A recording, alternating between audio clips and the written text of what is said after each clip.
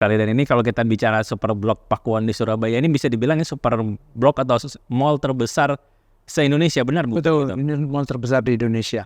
Luasnya berapa? Sekitar 180.000 NLA, square meter NLA.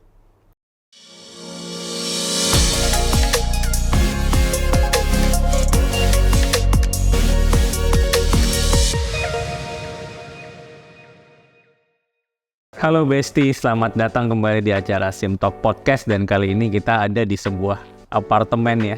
Apartemennya Crazy Rich Surabaya, begitu Pak Minarto ya? Boleh dikatakan begitu. Jadi ini di salah satu unit di Tower Lavis ya Pak? Betul, di Lavis Tower di area Pakuwon Mall, Super Blok Surabaya. Super Blok Surabaya, betul sekali. Dan ini kalau kita bicara Super Blok Pakuwon di Surabaya ini bisa dibilangnya Super Blok atau mall terbesar se-Indonesia, benar Bu? Betul, ini mall terbesar di Indonesia. Luasnya berapa? Sekitar 180.000 NLA, square meter NLA. Wow, it's quite huge. Jadi kalau kita jalan itu mungkin udah kayak ngelilingi lapangan bola ya Pak? Ya, lebih dari lapangan bola lah ya, kira-kira. Ya. Oke, berarti kalau kita lihat ini view-nya bagus banget ya. Kita bisa ngelihat dari lantai 37 ini kita bisa melihat pemandangan kota Surabaya yang hari ini sore ini lagi panas banget ya. Ya, kita juga bisa lihat golf course di sekitaran sini gitu. Jadi bagi Besti di rumah kumpulin cuan buat bisa beli apartemen di Lavis ya. Ya, Apartemen Crazy Rich-nya Surabaya. betul. Jadi sore ini kita berada di samping saya Pak Minarto sebagai Direktur Keuangan dari Pakuwon. Dan kita sempat lihat bahwa Pakuwon ini emiten pertama properti yang listed ya, benar ya Pak? Betul, kami listed di Bursa Efek Jakarta waktu itu tahun 1989. First property company listed di Jakarta Stock Exchange waktu itu. Ya. Tahun 89 saya baru mau 1 tahun itu Pak. Jadi memang saya baru lulus kuliah waktu itu juga. Ya, jadi memang udah cukup lama ya kiprahnya, dan kalau kita lihat masih bertahan sampai sekarang dan merupakan salah satu favorit juga bagi investor ya, saham Pakuwon ini ya Pak. Ya, kami ya sangat mengapresiasi kepercayaan para stakeholders kami gitu ya, untuk terus bertumbuh berkembang sesuai moto kami, Together We Grow gitu. Jadi kita tumbuhkan juga mulai dari skala kecil sampai akhirnya menjadi salah satu pemain properti yang punya nama di Indonesia gitu. Pak Min sendiri dari sudah berkarir di Pakuwon sejak tahun berapa Pak? Saya berkarir di Pakuwon 2004 gitu, sejak 2004 gitu. Jadi sudah 19 tahun. 19 tahun dan menjadi direktur di tahun sejak 2005. Cukup lama ya. Iya. Dan harusnya di bawah Pak Min ini Pakuwon ini finansialnya sangat aman ya. Ya, kita harapkan tentunya dengan dukungan seluruh dari stakeholders, dari manajemen, kita tetap berharap bisa selalu on the track gitu di perkembangan industri properti di Indonesia ke depan gitu, Pak Helmi. Oke, jadi kalau kita bicara Super Blok Pakuwon ini Pak, ini sudah fase kelima ya Pak, benar ya? Kita sedang dalam tahap ekspansi untuk tahap kelima. Akan ada tahap 5 sedang kita siapkan, akan kita mulai groundbreakingnya tahun ini gitu, akhir tahun ini atau awal tahun depan gitu, kita sedang siapkan proses ke sana gitu. Kalau fase 5 ini terdiri nanti kira-kira gambarannya apakah nanti akan lebih ke high rise office atau? Iya, akan ada apartemen di sini, kondominium gitu. Ada rencana beberapa tower yang akan kita bangun. Yang akan launching di tower tahun ini akan 2 tower lebih dahulu gitu, akan disusul beberapa tower kemudian gitu.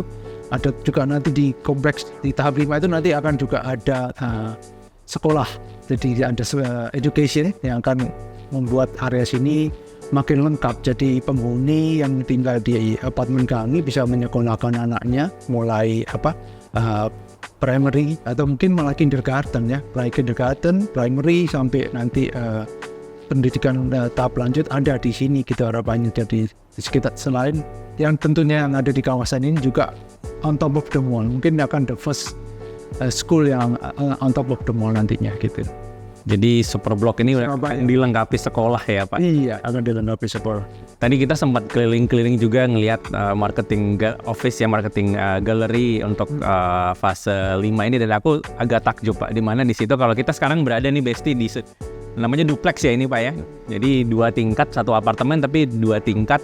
Dan kalau tadi saya sempat dijelaskan sama tim marketing Pewon bahwa nanti di Lancaster Tower ya, Ya, itu akan ada duplex yang punya private pool di dalam. oh ya memang. Benar ya. Dalam desain seperti itu yang kita akan tawarkan ke customer kami nanti. Jadi kalau ini sudah mewah, akan ada yang lebih di atasnya lagi ya Pak. Ya, seperti rumah tapi high rise gitu ya. Oke, jadi ini Kolam renang di rumah, ini sekarang ada kolam renang di dalam unit apartemen gitu. berarti itu apartemen bukan crazy rich lagi, crazy rich gitu ya.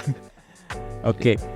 Kalau boleh tahu kira-kira gambarannya ini nanti kalau ke depan ini kan kita bicara Surabaya kan, orang tahunya Pakuwon Surabaya. Kira-kira mungkin ada daerah-daerah lain yang prospektif, lokasi project-project yang mungkin sedang dalam pipeline Pak Minarto?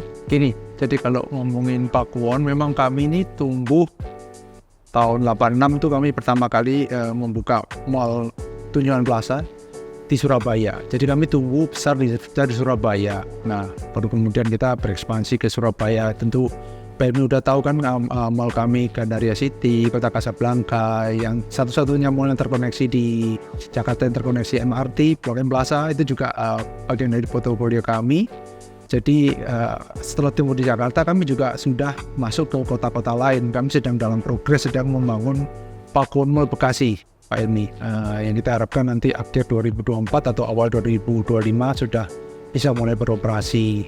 Kemudian kita juga tahun 2020 lalu katanya masuk ke pasar Jawa Tengah, Jogja persisnya, dan Solo gitu. Jadi di Jogja kita ada Pakuwon Mall Jogja, ada Marriott Hotel di sana, kemudian ada Pakuwon Mall Solo baru di Sukoharjo, persisnya cuma orang sebut Solo baru gitu ya, gitu istilah daerah sana Solo baru gitu.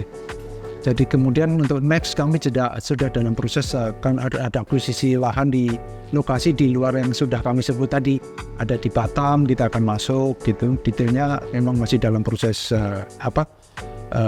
desain gitu ya. Ada rencana membangun super blok di sana juga, mixed use development kami di sana juga gitu. Berarti hampir bisa dibilang setiap daerah itu yang tadi Pak Min bilang seperti Jogja, Solo itu semua konsepnya adalah super blok ya, sama seperti Bekasi juga ya. Yang di Solo standalone mall. Standalone mall. Kalau yang di Jogja itu ada hotel, Marriott Hotel Jogja dan Pakuwon Mall Jogja. Oke. Itu 2020 itu kami akuisisi. Jadi tidak dibangun dari nol, kami akuisisi operating asset, tapi itu 2020 November waktu itu pas waktu masih pandemi ya. Gitu. Jadi bisa dibilang project-project ini masih didominasi oleh high rise. Gimana dengan residential Pak? Karena kita tahu kan di Surabaya juga masih ada land bank yang cukup besar ya. Yang ada, memang kami ada mulai 94 dulu kita develop Pakuwon City, waktu zaman itu sebelumnya masih disebut Laguna Indah. Waktu tapi mulai awal 2000-an kami sudah rebrand karena sudah kita melihat itu bukan hanya sekedar perumahan. Perumahan akan menjadi sukses kalau semua fasilitas ada di dalamnya gitu. Jadi kita skala kota mandiri itu ada sekolah di sana, ada universitas di sana. Bahkan sekarang udah ada mall di sana gitu. Pakuwon City Mall sekarang sedang ekspansi untuk ke tahap ketiga gitu Pak Elmi. Jadi akan makin lengkap di sana. Terus kemudian kita juga ada pengembangan mulai ke 2014 kalau nggak salah atau 2015 kami juga bangun township kami berikutnya yaitu Grand Pakuwon yang ada di Surabaya Barat. Kalau dari Pakuwon Mall sini sekitar 25 menit berkendara gitu, termasuk wilayah Surabaya Barat. Itu Grand Pakuwon. Itu ada township juga. Jadi rumahan juga gitu ya. Jadi housing kompleks di sana ada juga akan nanti kita bangun juga. Ada sekolah, sudah ada operasional di sana juga ya, dan jadi kelengkapan warga, karena kami percaya kalau hunian itu tidak akan sukses kalau hanya sekedar hunian saja. Jadi kita akan ada komponen tambahan sekolah, services yang lainnya, ada kebutuhan untuk mereka sehari-hari belanja makan itu terpenuhi di sana. Integrated Township ya, kita bisa bilang seperti itu ya. Sedang kita terus kembangkan. Berarti Pakuwon City di Surabaya Timur, Pakuwon, Grand Pakuwon di Surabaya Barat. Jadi dua-dua sayapnya ada ya Pak ya. Iya. Kalau di luar Surabaya sendiri ada proyek residensial yang lain? Residential yang di luar Surabaya lebih ke arah yang high res. Seperti kalau kita lihat di setiap mixed use kami kan ada di Gandaria, itu juga sukses kan launching towernya waktu itu tahun 2010 opening itu. Ada beberapa tower yang kita open di situ udah laku habis terjual. Kemudian di Kota Kasablanka itu juga. Jadi lebih kalau residential high res waktu itu. Kalau yang di luar Surabaya. Jadi kami belum punya masuk ke landed development di luar Surabaya. Boleh cerita sedikit nggak Pak kalau yang Batam nanti mungkin belum begitu ada detailnya, tapi kira-kira gambarannya lebih ke high rise atau residential? Itu super block juga seperti boleh dibayangin seperti sini lah. Lokasinya nantinya akan seperti Pakuwon Mall sini kira-kira gitu ya. Itu akan ada satu hotel, satu tower. Tadi kita juga lihat ke sana kan satu hotel, satu tower. Kita di bawah itu ada 4 point, atasnya Westin. Nanti konsepnya ada one tower, 2 hotel, 4 star and 5 star. Oke.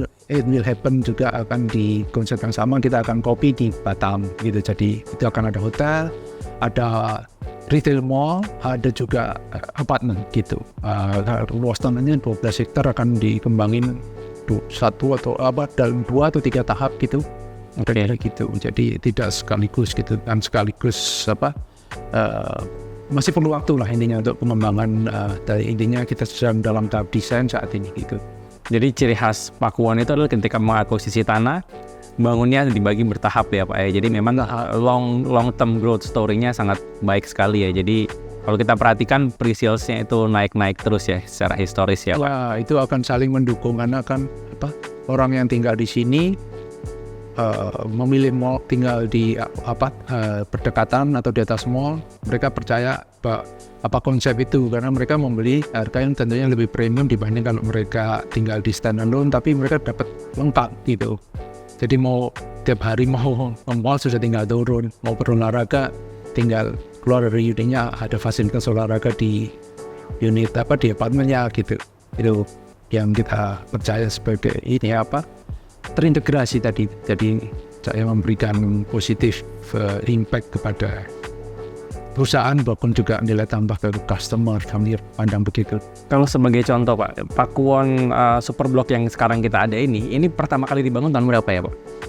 Kalau pertama kali seingat saya itu 2002 atau 2003. Oke, berarti waktu itu masih tahap 1 ya, masih ada super mall waktu itu. Nah, kemudian sekitar akhir 2009-10 gitu kita mulai kembangin, kita mulai memperluas gitu. Kita jual beberapa tower, waktu itu ada Orchard, Tanglin, kemudian ada Laris, kemudian setelah itu kita ada West Hotel juga di sana gitu. Nah, kita ekspansi itu menjadi tahap 2 dan tahap 3. Kemudian tahap 4 tadi yang kita sebut Home Tour yang tadi kita jalan sebelum ke sini. Nah, itu Home Tour itu tahap 4. Nah, tahap 5 akhir tahun ini atau awal tahun depan kita siapin untuk groundbreaking-nya. Itu 20 tahun ya lifetime dari project di atas Pakuwon Superblock ini ya. Iya. Oke, jadi memang dengan lahan yang sudah ada memang prospeknya itu masih let's say 10 tahun lagi masih banyak ya progresnya. Menurut gitu kan, kalau waktu itu bangun sekaligus seperti ini kan rasanya beyond imagination, tapi kalau dulu bangunannya sekecil kita percaya bisa dikembangkan. Makanya suka kalau beli tanah posisi itu yang bisa dikembangin gitu. Nah, kebetulan di belakangnya ada perumahan juga gitu. Jadi ya ini milik dari sister company dari Pakuwon Jati, Pakuwon Indah di sini developernya. Nah, itu kita bersinergi juga di sini gitu. Jadi bisa dibilang ini suatu strategi yang unik ya yang dimiliki Pakuwon ya, agak sedikit berbeda dengan emiten-emiten properti lain yang memang fokus di terlalu banyak daerah. Jadi Pakuwon ini bisa bilang very concentrated ya Pak ya. Very concentrated. Land bank kami juga bukan yang beribu-ribu hektar seperti player yang lain gitu. Kami memang fokus land banknya, karena yang development yang bikin land bank besar itu biasanya kan yang landed kan, kebutuhan landed itu kan besar sekali. Kalau landed kami hanya di sementara ini baru Surabaya. Di luar itu memang kita beli ya untuk pembebasan tanah di area-area yang baru yang untuk ini komersial, untuk mixed use development gitu, seperti Bekasi. Kalau dari sisi neraca Pak, jadi kalau kita lihat kita menganalisa sedikit ini agak sedikit menarik Pak, di mana emiten P1 ini punya cash hampir 7 triliun ya Pak, benar ya? 3 hingga Juni kemarin ya. Dan itu memang bisa dibilang one of the strongest ya, dengan posisi cash flow seperti itu. Dan kalau kita lihat posisi untuk bondsnya sendiri sekitar 5 triliunan ya Pak. Jadi mungkin sedikit cerita how you manage the balance sheet of the company Pak. Ya, jadi kami teruntungkan dengan recurring revenue kami yang tinggi, ya terus tumbuh juga gitu ya. Jadi kami punya flexibility untuk mengatur capex kami. Yang capex kami itu kalau dilihat dari tahun ke tahun itu sekitar 2, gitu ya. Tahun ini kita targetin 2,4. Jadi, nah kalau kita lihat first half kita cash generation kami itu 1,24 triliun net cash from operation. Itu sudah bayarin bunganya obligasi gitu kan, sudah bayarin seluruh operating expenses gitu. Kami masih ada surplus 1,24 itu yang kalau kita annualize dalam tahun ini kan bisa kali 2 gitu ya, gampangannya 2,5 T lah kira-kira. Nah itu cover itu biaya untuk biaya modal untuk capex tahun ini gitu ya, kira-kira gitu gambarannya. EBITDA kita di sekitaran itulah 2,8 gitu. 2,4-an, 2,5-an juga gitu. Oke. Ya, kira-kira. Jadi very healthy balance sheet dengan posisi cash yang bisa dibilang lebih dari cukup untuk manage the operations ya Pak. Jadi ini yang memang tidak semua emiten properti punya ini kan ya Pak ya. Iya. Jadi that's why kalau pilihan saham, kalau Besti sekalian mau investasi atau trading di sektor properti, ini P1 merupakan salah satu pilihan yang sangat tepat untuk even jangka panjang kayak tadi kita cerita ya Pak ya, bahwa sampai 10 tahun ke depan pun land bank masih cukup, dan super block pun akan dibagi beberapa fase, paling tidak 4-5 fase kan ya. Ya, sambil kita juga terus melihat potensi lahan-lahan di tempat baru atau di tempat sekitar yang existing project yang bisa kami bebaskan gitu Pak. Bonds maturing di tahun berapa Pak? 2028. So it's a very long time lagi ya untuk selama ini ya dulu pertama isi bond itu 2006, kemudian terus terakhir kami isi yang terakhir dulu awal 2006 kami mulai masukin bond market gitu ya, mulai masuk itu 2006, terus kita udah terakhir 2021 kita issue dan sekaligus refinance yang previous bond dari 2021 dapat tenor 7 tahun dari 2028. Yes, the US dollar bonds. It's US dollar bond, yeah. So any impact from the rupiah appreciations Pak this year? Ya ada impact memang itu kan semua translasi kan untung kurs tahun ini gitu ya. Kalau dilihat tahun lalu ini rupiah mengalami penguatan dibanding kurs akhir tahun lalu. Kira-kira sampai akhir tahun ini kita lihat pasti ada penguatan sampai akhir tahun dibanding tahun lalu. Tahun lalu sekitar 15.700-an. Mungkin tahun ini rasanya di bawah itu kira-kira ya. Pandangan Pak Ilmi berapa kira-kira? Dengan melihat kondisi dari pasar obligasi saat ini sih, kami melihat mungkin new normalnya di sekitar 15.2 Pak. 15.2 ya. Karena dengan potensi kenaikan suku bunga di Amerika, tidak terlihat tanda-tanda investor asing itu menjual bonds di Indonesia. Jadi bahkan mereka flow-nya masih terus masuk dan sudah hampir 100 triliun year to date. Dan kita punya trade balance juga, kalau kita perhatikan sampai per Juli kemarin itu trade balance kita masih cukup surplus cukup besar, dan itu di luar dugaan banyak orang bahwa Indonesia still survive, and this time ketika harga batu bara itu sudah di bawah 150.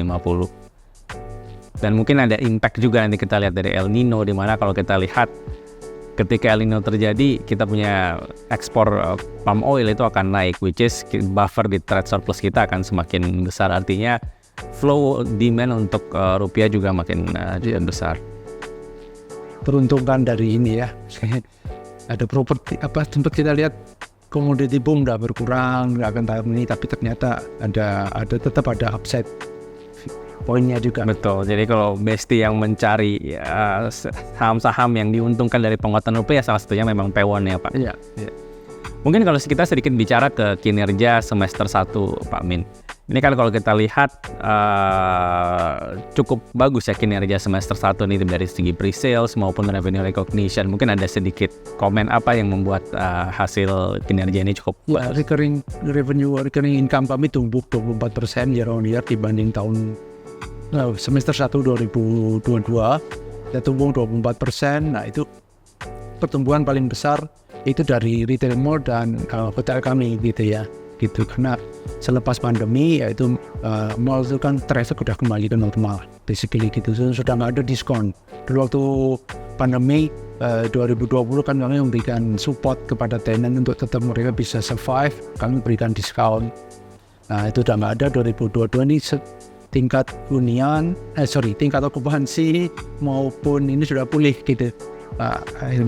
Tingkat okupansi, tingkat kunjungan dari customer, dari pengunjung itu juga udah kembali, malah ada yang sudah ngelewatin dibanding level sebelum pandemi gitu 2019 gitu kalau kita pakai sebagai baseline ya. Bahkan saya sempat lihat kalau kunjungan hotel itu sekarang bahkan sudah lebih tinggi ya. Iya. Jadi lebih banyak orang yang staycation atau traveling ya saat-saat ini sehingga menguntungkan menahan sekian lama nggak spending atau sekian lama nggak keluar gitu. Karena udah saatnya mereka jalan-jalan gitu ya. Mungkin ada dampak situnya. Berarti siklusnya nanti kalau setelah udah lama nahan nggak jalan-jalan, habis jalan-jalan mungkin beli rumah baru begitu ya berikutnya ya? Ya gitu harapannya gitu kan, kita anggap bahwa tahun ini kan mendekati tahun politik, pasti pemerintah itu by all means akan mencoba menjaga inflasinya rendah supaya tingkat mereka mau pemilu itu berjalan lancar, tahun politik itu tidak ada gejolak. Pasti mereka by all means melakukan upaya-upaya meredam inflasi. Nah, kalau inflasinya rendah, mestinya suku bunganya juga akan ada alasan untuk naik gitu kan, Pak Elmi, betul ya? Betul. Jadi kira-kira itu akan menjadi katalis positif juga untuk properti, diharapkan mendekati ini tahun pemilu. Kapan ya? Februari ya, Februari tahun depan 2024. Berarti ada ekspektasi dari Pewon sendiri bahwa tahun depan akan lebih tinggi ya pre-sales. At least kita lihat selain itu dari selain properti juga keteruntungan dari suku bunga yang rendah, kita juga lihat ini retail akan makin tumbuh gitu Pak Ilmi.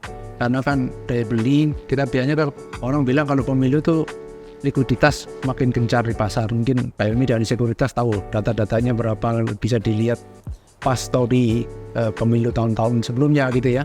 Nah pastinya kita juga berharap itu akan memberi dampak positif pada tenan-tenan untuk ekspansi gitu. Mereka mulai memikirkan menyiapkan ekspansi, jadi mereka sekarang saatnya mereka mendapatkan tambahan omset juga, revenue juga. Mungkin untuk tahun-tahun depan mereka juga bisa berekspansi lebih. Setelah pemilu saya yakin akan menjadi lebih baik lagi kesempatan mereka untuk ekspansi gitu, membuka outlet baru, meningkatkan okupansi tentunya buat kami juga gitu ya. Kalau kita bicara margin, Pak, EBITDA margin dari Pewon ini ke depan trennya akan seperti apa? Kami ada di kisaran 56% Pak untuk EBITDA margin kami ya. Itu untuk recurring maupun development di kisaran segitu margin EBITDA kami Pak. Dan masih akan terus bertahan di ya, karena kan kita juga kontrol biayanya sangat kita berusaha terus maintain efisiensi. Kita juga lihat bahkan dari penggunaan tenaga yang kita employ, contohnya kalau di mall itu kan ada outsourcing, security dan segala macam cleaning, dan jumlah yang kami pakai itu di grup ini kita usahakan tidak melebihi, malah bisa lebih rendah dari tahun baseline 2019. Makanya kita yakin walaupun terus kenaikan, pasti kan kenaikan upah dan segala macam kita nggak bisa hindarin ya, tapi kita tetap berusaha efisien dengan memanfaatkan teknologi dan segala macam. Kita bisa less people yang kita pakai gitu ya. Itu untuk efisiensi, jadi untuk kita terus efisiensikan itu menjadi hal yang penting untuk kita memelihara margin itu tetap terjaga. Kalau kita bicara porsi recurring, Pak, kan bisnis kalian juga pasti tahu di rumah bahwa P1 ini the king of recurring income ya. Properti itu paling tinggi, salah satu rasio recurring income to total revenue. Per kemarin kalau tidak salah hampir 70% lebih ya recurring. 76% ya, first half 2023. Ya. Itu kira-kira tahun depan akan normalize ke 50-60 atau gimana, Pak? Tergantung ini recognition dari marketing sales kami gitu. Tapi mungkin tahun depan masih akan ada di kisaran di angka-angka itu kira-kira gitu. Pak Amin, banyak milenial yang di rumah yang katanya pengen beli rumah tapi belum mampu karena memang kenaikan harga properti. Terus kalau kita perhatikan beberapa tahun terakhir ini harga pembangunan bahan bangunan rumah itu mulai meningkat signifikan. Kira-kira gimana strategi P1 ke depan supaya membuat rumah lebih terjangkau? Ya, tentunya kita secara desain kita juga perhatikan desain yang secara luasan, kita juga perhatikan itu menjadi penentu price point Pak Helmi yang kira-kira cocok untuk mereka first home buyer gitu ya, millennial generation yang akan beli rumah gitu ya. Itu kita perhatikan, size-nya kita juga atur sedemikian rupa yang fit terhadap mereka, kebutuhan mereka gitu ya. Sementara dari sisi project kita juga lihat cost apa yang bisa kita lakukan penghematan gitu, jadi kita lakukan secara proyek kan ada metode-metode pembangunan konstruksi yang baru yang kita bisa juga pakai, kemudian mengurangi biaya itu. Memang nggak semuanya bisa dilakukan penghematan, tapi kita try to not to pass seluruh kenaikan biaya itu ke selling price kami. Jadi kita akan menaikkan secara bertahap, memberikan kesempatan pada customer kami untuk tetap bisa memiliki rumah di Pakuwon gitu. Itu selain tentunya di KPR, pembiayaan KPR dengan suku bunga yang relatif sekarang rendah, itu kan mereka bisa bagi generasi muda yang usianya masih muda bisa mengambil KPR yang jangka panjang. Nah mereka ya kita akan bantu untuk menegosiasikan gimmick-gimmick dengan bank, mereka bisa nanti bisa melunasi pada saat income mereka membaik tanpa misalnya kena penalti. Itu bagian dari upaya kami membantu mereka untuk mendapatkan terms of payment yang menguntungkan, yang kondusif, yang baik buat mereka gitu. Itu yang bisa kami lakukan sebagai developer gitu. Menarik Pak, menarik. Jadi memang besti yang di rumah mungkin selain mikirin cuan harus juga mikirin gimana supaya punya rumah, dan kalau bisa beli rumahnya di P1 ya. Ya, begitu Pak. Ya. Baik. Kalau kita bicara, tadi kita sudah bicara panjang lebar mengenai pipeline project yang bisa dikatakan project-project super block itu jangka panjang. Kira-kira impact nanti ke depan dari NLA, net leasable area-nya seperti apa, Pak? Ya, saat ini seluruh retail mall kami yang sudah beroperasional itu seluas 778.000 NLA. Nah, kita dalam waktu dari pipeline yang sudah ada, kita dalam waktu dekat akan ketambahan sekitar 48.000 NLA di akhir 2024, awal 2025 itu Pakuwon Mall Bekasi akan mulai akan operasional. Nah, secara over the long term sampai 2027 yang sudah kami rencanakan itu akan bertambah sekitar 13%. Yang sudah kami rencanakan, jadi dari 778.000 total as of now menjadi 884.000 hingga 2027 Pak.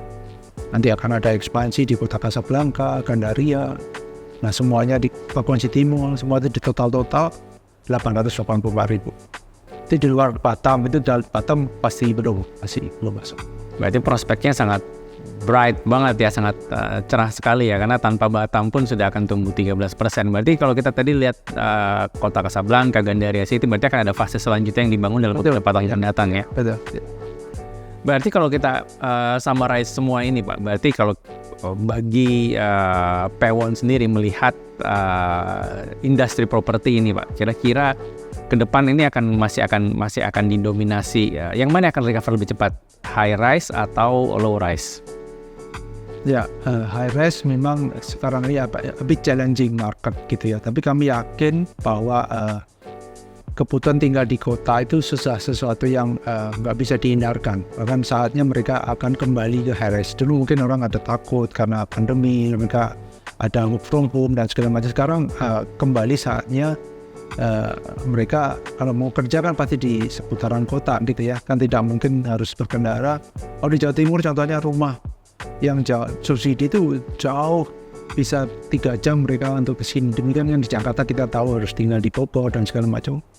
Kami yakin tetap kebutuhan itu akan ada, tetap akan kembali nanti orang akan butuh tinggal di kota terjangkau dengan lokasi kerja. Apalagi kan pemerintah lagi bangun juga public transport di kota besar seperti Jakarta. Kami yakin itu akan memberikan katalis positif untuk orang tinggal di kawasan yang memudahkan mereka untuk commuting gitu.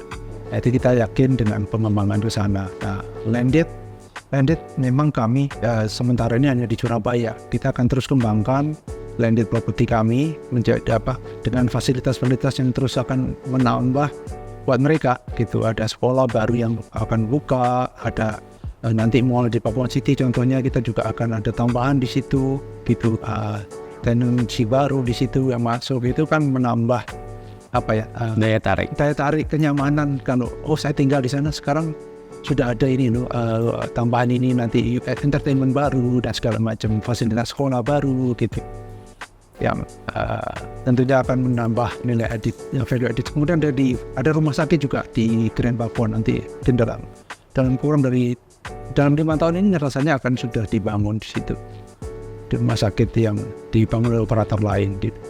Oke, berarti nambah tingkat kepercayaan customer, wah tinggal di sini lengkap itu, saya nggak perlu kemana-mana, untuk kebutuhan sekolah ada, kebutuhan belanja ada gitu. Berarti harus untuk fasilitas kesehatan juga ada gitu. Berarti ke depan tidak tertutup kemungkinan untuk buka residensial di luar Surabaya begitu Pak ya? Jika ada opportunity kami pasti akan pertimbangkan. With such a huge cash mungkin masih bisa dilakukan ya Pak? Iya, tentunya dengan perencanaan yang matang ya, pasti kami harus perhatikan seluruh aspek gitu ya untuk pengembangan satu kota gitu. Memang sekarang kami wait and see, kalau ada peluang itu ya kami mau aja, kita akan kerjakan di situ. Baik, mungkin bincang-bincang hangat sore hari ini sudah sangat padat ya, dan sangat insightful banget dari Pak Min.